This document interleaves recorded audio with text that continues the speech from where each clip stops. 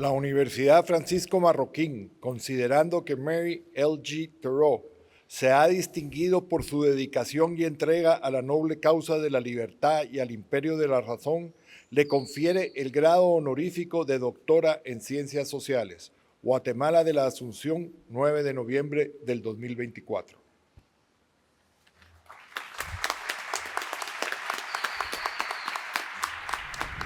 I am humbled and grateful to have been invited to receive this very great honor from an institution admired around the world. All of us today stand on the shoulders of those who came before us.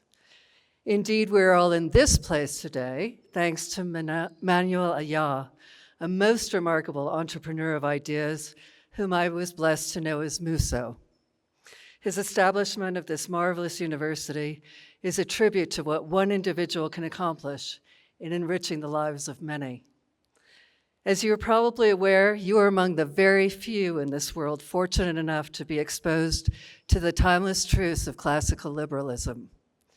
You have been given a treasure beyond measure. My being selected for this singular honor is primarily due to my association with another remarkable entrepreneur of ideas, my late husband, David Theroux. As you, I learned the tenets of liberty as a part of the normal course of my education. I had not sought out these ideas before being assigned Hayek, Bastiat, Rosewilder Lane, and many other champions of human rights and liberty in high school. But they resonated deeply within me. I embraced and integrated them into my thinking and attitude towards life. But I had not planned to pursue a career explicitly advancing these ideas, and would not be here today had I not hit something of a crisis point in my life some 40 years ago when I was just older than you. My life until then had presented many opportunities, and I had pretty much followed the path laid in front of me, not putting a great deal of thought into where it would eventually lead. And then I had an epiphany.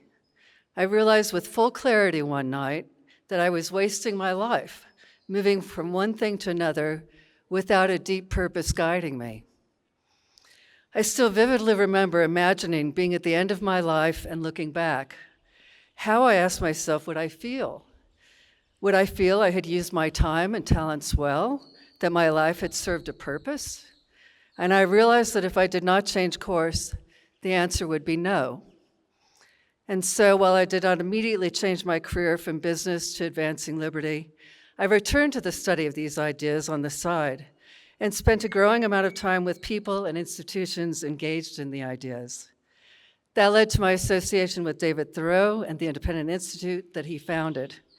We eventually married, and I later turned my full-time attention to working alongside him in amplifying and extending the impact of some of the great champions of liberty of our time, as well as those who came before. Both David and Musso were themselves brilliant thinkers and communicators, but rather than primarily focusing on advancing themselves, they were each promoters of other intellectuals, applying entrepreneurial methods to advancing the battle of ideas without compromise and at personal sacrifice. Fortunately, neither flagged in the face of adversity, and their efforts have enriched the lives of countless. I am grateful to have known Musso and was enriched beyond measure from being married to and working with David. I'm very grateful to be able to continue in this work and to be associated with the many fine scholars engaged in it, including those at this fine university. Whether or not you choose to pursue a career in ideas, you've been well grounded in them.